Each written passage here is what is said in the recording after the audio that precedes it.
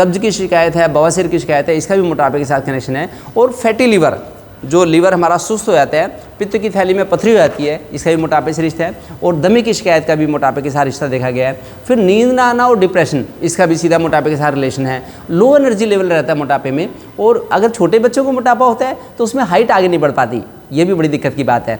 और एक जैसे ही वजन बढ़ता है बॉडी का, तो जोड़ों के दर्द, जो नी जॉइंट में पेन हो गया या फिर बैक पेन हो गया, इससे भी बॉडी की स्टिफनेस होती है, बड़ी दिक्कत रहती है। और फीमेल्स में अगर देखें तो हम COPD की दिक्कत ज़्यादा होती है मोटापे से। और फिर मेंस्ट्रुअल इरेगुलरिटी बहुत होती है, मेनोपॉज के टाइम में बड़ी दिक्कत आती है, हार्मोनल रिप्लेसमेंट की आवश्यकता पड़ती है। फिर इनफर्टिलिटी का भी, लो स्पर्म काउंट है, उसका भी मोटापे के साथ कनेक्शन है। और जितनी बॉडी में हमारे इनएक्टिव सेल्स होंगी तो उसमें फिर कैंसर के भी चांसेस बहुत ज़्यादा होते हैं। तो इसलिए हमारी बॉडी तो एक्टिव ही रहनी चाहिए, चुस्त रहनी चाहिए। अगर हम देखें, अगर हमारे पीछे कोई कुत्ता पड़ जाए तो हम दौड़ के पेड़ पे भी चढ़ सके, इतनी बॉडी हमारी एक्टिव होनी चाहिए। ये अगर इतना हमारे अंदर कैलिबर है, तब इस हमारा बॉडी बड़ी चुस्त दुरुस्त है, हमारे कब्जे में है। जहाँ मोटापा होता है तो मोटापा हमारी मेटाबॉलिज्म के डिस्टर्ब होने का सबसे पहला लक्षण है। भाई हमारी मेटाबॉलिज्म हमारे कब्जे में नहीं रही, हमारा जो हार्मोनल एक्सिस है वो काम नहीं कर रहा, और इसलिए फिर दिक्कतें बढ़ती चली जाती हैं। तो ये सारे व्यूअर्स जिनके बारे में मैंने सारे बताया, तो जिनका भी इससे कनेक्शन है, उनको सबको इस वीडियो से लाभ मिलेगा। मैं पक्का ट्रीटमेंट बताऊंगा, क्योंकि मेरा तो पर्सनल एक्सपीरियंस है, तो मैं आपको इसलिए बताऊंगा कि आप जिससे कि लाभ उठा सकें। अब मैं बताता हूं कि मोटापे के कारण क्या हैं। अगर कारण की हम बात करें तो पिछले कई वर्षों से इस पर बड़ी रिसर्च हुई है, और मोटापे के कारण के बारे में देखा गया। सबसे बड़ी चीज़ है माइंडसेट हमारा अगर ठीक नहीं होगा तो हमें मोटापा होगा। तो इसलिए माइंडसेट को भी ठीक करें। और एक जो इजी अवेलेबिलिटी ऑफ फूड है, जो भोजन बड़ा इजीली अवेलेबल हो गया है, वो भी मोटापे के कारण है। फूड है, वर्किंग प्लेस पे फूड अवेलेबल है, पर कदम कदम पे फूड अवेलेबल है, वर्किंग प्लेस पे टॉयलेट भी हैं। तो इन चीज़ों की कोई मर्यादाएं होनी चाहिए, लिमिटेशंस होनी चाहिए। तो USA में बड़ा रिसर्च हुई इसके ऊपर।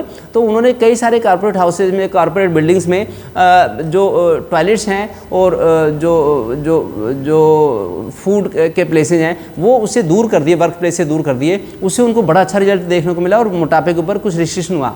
तो इन चीज़ों की, फूड की, टॉयलेट्स की, सेक्सुअलिटी की मर्यादाएं होनी चाहिए। ये हम एकदम एट द डोर स्टेप इनको अवेलेबल करके नहीं रखना चाहिए, नहीं तो फिर ये मोटापा बढ़ता है। एक बार बार खाना खाना और बहुत ज़्यादा खाना खाना, ये भी मोटापे का कारण है। और गलत भोजन के तरीके, गलत भोजन के आते हैं, देर रात तक खाना खाना, देर रात तक सुबह देर तक उठना, ये दिक्कत की बात है।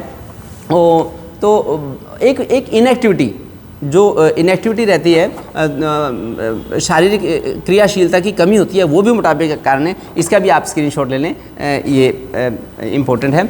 अब मैं आपको बताता हूँ कि मोटापे का ट्रीटमेंट क्या करें। बड़ा इंपॉर्टेंट इशू है कि मोटापे का इलाज कैसे करें। तो उसके लिए बड़ी तगड़ी रिसर्च हुई है मेडिकल साइंस में। 21वीं सदी की हेल्थ रिलेटेड सबसे बड़ी रिसर्च है, वो मैं आपके सामने रखता हूँ, और इस पर नोबेल प्राइज़ भी मिला है। तो उसका आप लाभ उठाएं। तो इसमें सबसे बड़ा आंसर है मोटापे के लिए intermittent fasting. Millions of dollars खर्च करके, करोड़ों डॉलर्स खर्च करके ये इंटरमिटेंट फास्टिंग का कॉन्सेप्ट, ये रिसर्च सामने आई है। भारतीय ऋषि मुनियों ने तो सदियों से इसके बारे में बता रखा था, लेकिन मेडिकल साइंस ने भी एक्सेप्ट किया है कि अगर हम खान पान, रहन सहन की आदतों को मर्यादाओं के अंदर रखें तो हम मोटापे से जड़ से निजात पा सकते हैं। वो मैं आपके सामने रखता हूँ। इंटरमिटेंट फास्टिंग का जो कॉन्सेप्ट है, वो ये कॉन्सेप्ट है कि अक्सर जब रूटीन में देखा जाए तो जो मोटापे से ग्रसित लोग होते हैं, तो वो सुबह की बेड टी से लेके और शाम को सोते समय चुस्की ले लेके दूध पीते हैं। तो सुबह से शाम तक, जब तक सोते हैं 6, 7, 8 घंटे आराम करते हैं, तब तक खाते नहीं। अदरवाइज थोड़ा थोड़ा कुछ ना कुछ लेते रहते हैं, स्नैक्स के रूप में लेते रहते हैं, और उसको कुछ समझते भी नहीं कि भाई हमने कुछ लिया है। ये सबसे बड़ा कारण है। तो इंटरमिटेंट फास्टिंग में इसका रिवर्स आंसर दिया है कि हमें खाने की विंडो हमें 8 घंटे की रखनी होगी, और 15-16 घंटे हमें खाना नहीं खाना। अगर लेना पड़े, खाना पड़े, तो बिना एनर्जी वाला फूड खाएं हम, जिसमें से कि एनर्जी नहीं मिलती। अगर जैसे सुबह 10 बजे से हमने खाना लिया, 10-11 बजे लंच लिया हमने, तो फिर हम शाम को 5-6 बजे तक डिनर ले लें। तो ये 8 या 9 घंटे, 5, 6, 7 बजे तक खाना खा लें बस। उसके बाद और उससे पहले बिना एनर्जी वाला फूड ले सकते हैं। जैसे हम, अगर हमसे रहा नहीं आता तो लौकी का जूस पी लें। जैसे हम खीरा, करेला, टमाटर का मैं आपको बताता हूँ। देखिए ये ऑप्शंस हैं। ये इंटरमिटेंट फास्टिंग को हमारी मेंटेन कर सकते हैं। सुबह खीरा, करेला, टमाटर का जूस ले सकते हैं हम लोग, और फिर हम लौकी का जूस ले सकते हैं। उसमें थोड़े से जैसे अश्वगंधा के पत्ते डाल सकते हैं, 2-3 पत्ते अश्वगंधा के डाल दिए तो इसका लाभ उठा सकते हैं। थोड़ी सी कच्ची हल्दी भी डाल सकते हैं। फिर एलोवेरा आंवले का जूस ले सकते हैं, एलोवेरा और आंवले का जूस भी ले सकते हैं, सॉरी, और ये गिलोय का जूस भी ले सकते हैं हम लोग, गिलोय का पल्प ले सकते हैं थोड़ा सा। तो ये, और मैं तो चाहता हूँ, जो मेरा पर्सनल एक्सपीरियंस है मैं आपके सामने शेयर करना चाहता हूँ कि मेरे सुबह 3-4 घंटे जो है डेली की रूटीन एक्टिविटीज़ में लगते हैं। जैसे 1 घंटे सुबह योगा करना, 1 घंटा आउटडोर की एक्सरसाइज, जॉगिंग करना, वॉकिंग करना, और 1 घंटा पूजा पाठ में करना, और 1.25 घंटा बाकी सारा वॉशिंग वगैरह में, टॉयलेट वगैरह में इसमें लगा के। तो हमें 9-10 बजे से पहले समय नहीं मिलता खाने का, बिल्कुल भी समय नहीं मिलता। लेकिन जब हम सुबह वॉक के लिए जाते हैं, रनिंग के लिए जाते हैं, तो हम तो पत्ते चबाते रहते हैं। मैं भी, मेरी गुड़िया भी जाती है। देखिए मीठे नीम के पत्ते कितने आसान हैं इनको चबाना। अगर पत्ते चबा के भी नाश्ता कर लें, पेट भर लें, तो ये बॉडी को हमारी प्योरीफाई, डिटॉक्सीफाई करते हैं, बॉडी का शोधन करते हैं। ये देखिए कितने अच्छे पत्ते हैं मीठे नीम के पत्ते। कड़वे नीम के पत्ते भी ले सकते हैं। ये शीशम के पत्ते, देखिए शीशम के पत्ते 20-25 पत्ते शीशम के चबा सकते हैं। ये बॉडी की बड़ी अच्छी क्लींजिंग करते हैं, झाड़ू लगा देते हैं अंदर, और सारी नस नाड़ियों की ब्लॉकेज दूर होती हैं। और इसी तरह से 3 इंच की गिलोय ले ली और गिलोय चबाते रहे। गिलोय का पल्प हमने खा लिया, धागा उसका निकाल दिया, हटा दिया। तो इस तरह से इससे भी बड़ी अच्छी बॉडी की क्लींजिंग भी होती है। हरड़ भी ले सकते हैं, हरड़ भी ले सकते हैं, सुबह सुबह आंवला ले सकते हैं। तो ऐसे अगर हम जड़ी बूटियाँ खा के सुबह काम चला लें और उसके बाद फिर हम खाना 10-11 बजे पेट भर के खाना खा लें, ये बेस्ट वे आउट है मोटापे से को टैकल करने का। खाना जब हम लें तो 10-11 बजे अच्छी तरह से वैरायटी ऑफ मील्स, हरी सब्जियाँ, दूध, दलिया, खिचड़ी, दाल, रोटी, ऐसा खाना खाएं। जो खाना फ़ायदेमंद है वो खाना खाएं। ऐसे मिस्से आटे की रोटी ले लें, मिस्से आटे की रोटी, बाकी छिलके वाली मूंग की दाल सबसे अच्छी दाल है। हरी सब्जियाँ, सीमित मात्रा में डेयरी प्रोडक्ट्स लें। जो एनिमल फैट है मोटापे का बहुत बड़ा कारण है, हमें इस खाने से बचना पड़ेगा, ये मोटापे का कारण है। एक तो 4 वाइट पॉइजन्स, चीनी, सफ़ेद नमक, मैदा, ट्रांसफैट, इसी वजह से एक पैकेट वाली चीज़ें ना खाएं। फिर बेकरी के प्रोडक्ट्स ना खाएं। जो भी बेकरी के प्रोडक्ट्स हैं वही इनएक्टिव फूड है, ये सब इनएक्टिव फूड है, ये सब लगभग एक तरह से डेड फूड है। तो जो बासी भोजन है वो जंक फूड, वही हमारे मोटापे को बढ़ाता है, सारा ब्लॉकेज करता है हमारे शरीर के अंदर। इनसे बचना पड़ेगा, तली भुनी चीज़ों से बचें। और गलत खाने की आदतें, देर रात तक खाना खाना, खड़े होकर खाना खाना, चलते फिरते खाना खाना, इससे बचना होगा। तो इस चीज़ से बचाव करें। इसके बदले में मैं तो चाहता हूँ ये मिस्से आटे की रोटी, मिस्से आटा यूज़ करें, और मल्टीग्रेन जो फ्लोर यूज़ करें। जब गेहूँ पिसवा रहे हैं तो गेहूँ को पिसवाते समय उसमें साथ में थोड़े चने डाल दिए, थोड़ी काले चने, ज्वार, बाजरा, मक्का, मकई, जो अवेलेबल धन धान्य है उसमें वो मिलेट्स, मल्टीपल मिलेट्स यूज़ करें। और खाने बनाने के ये चार वाइट पॉइजन से हमें बचना होगा। चीनी से बचाव करना होगा, सिंपल नमक यूज़ ना करें, इससे मोटापा होगा। इसके बदले में देसी खांड यूज़ कर लें, चीनी के बदले में देसी खांड, और नमक के बदले में सिंधी नमक यूज़ कर लें।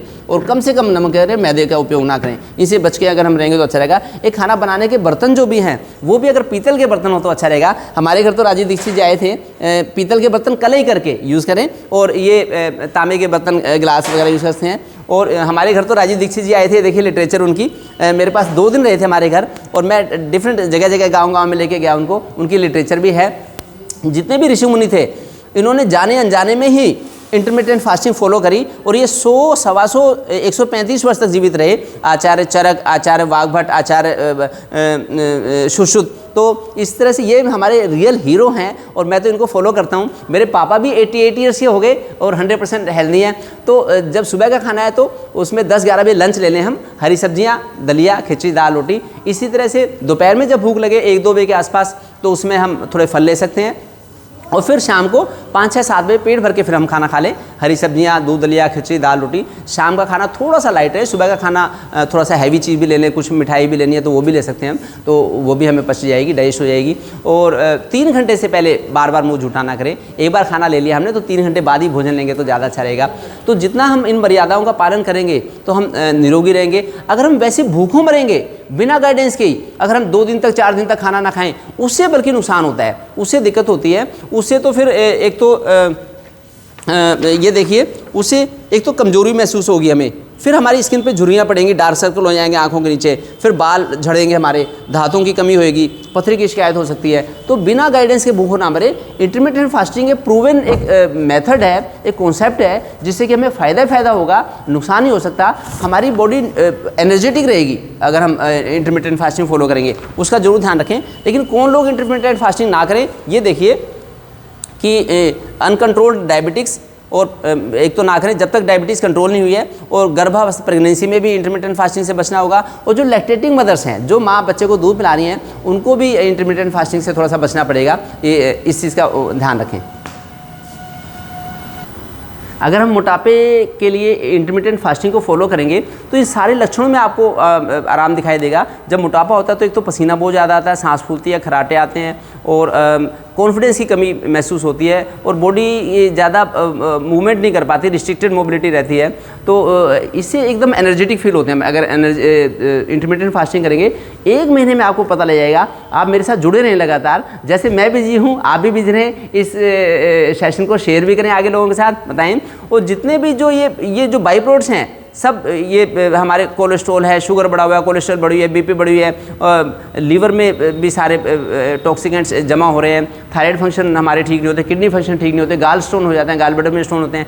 ये सारा जो कूड़ा कचरा है जो डस्टबिन में जाना चाहिए था, उसको हम संभाल के क्यों रखें? हम अगर उसको बॉडी में छुपा के रखेंगे तब हमें अनेक बीमारियों घर कर लेंगी और डॉक्टर के पास जाना पड़ेगा। इसके बजाय हमारी बॉडी स्लिम एंड ट्रिम रहे, तो उसके लिए हमें डेफिनेटली इंटरमिटेंट फास्टिंग फॉलो करनी चाहिए। मेरा तो बड़ा अच्छा एक्सपीरियंस है इंटरमिटेंट फास्टिंग फॉलो करने का। पिछले 15 साल से जाने अनजाने में ही हम लोग 2 टाइम खाना खाते हैं, तो मैं भी, वाइफ भी, बड़ा अच्छा। और बल्कि जो चतुर्मास है, जुलाई, अगस्त, सितंबर, अक्टूबर, जो सावन, भादो, आसूस, कार्तिक, इसमें तो हम एक ही टाइम खाना खाते हैं, तो हमारी बॉडी बने एनर्जेटिक रहती है। 18 घंटे हम लोग बिजी रहते हैं, केवल 6 घंटे हम लोग सोते हैं, तो उससे बड़ा ही अच्छा रहता है। तो इसलिए आप लोग इसका डेफिनेटली लाभ उठाएं।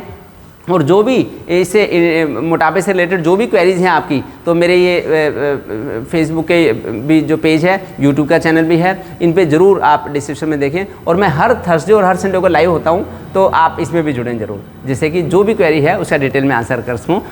Thank you. अब मैं आपको अपना बेडरूम दिखाता हूँ। जो मेरा बेडरूम है, तो इसमें हमने टॉयलेट नहीं बनाया, टॉयलेट अटैच टॉयलेट, आजकल बड़ा ट्रेंड है अटैच टॉयलेट का, तो ये बड़ा नीट एंड क्लीन बेडरूम है। इसमें साधना भी कर सकते हैं, ऐसे ही इतना हमने इसको सात्विक बनाया है। उसके अलावा जो टॉयलेट है, टॉयलेट को हमने इससे दूर काफ़ी बनाया, मैं आपको दिखाता हूँ। ये देखिए ऐसे, जिससे कि थोड़ा सा रिस्ट्रिक्शन रहे। तो इसलिए आप भी जितना इन चीज़ों को फॉलो करेंगे उतना उसका लाभ मिलेगा। Thank you.